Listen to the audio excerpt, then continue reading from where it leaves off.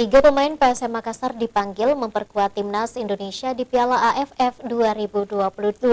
Tiga pemain tersebut yakni penyerang sayap PSM Makassar Yaakob Sayuri, Ramadan Sananta, dan Muhammad Zaki Ashraf. Tim nasional Indonesia akan menggelar pemusatan latihan mulai 28 November untuk persiapan menghadapi Piala AFF 2022. Dari beberapa pemain yang dipanggil memperkuat timnas, 3 diantaranya merupakan pemain PSM Makassar.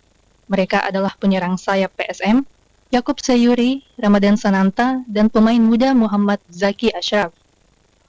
3 pemain tersebut memang tampil baik bersama PSM musim ini.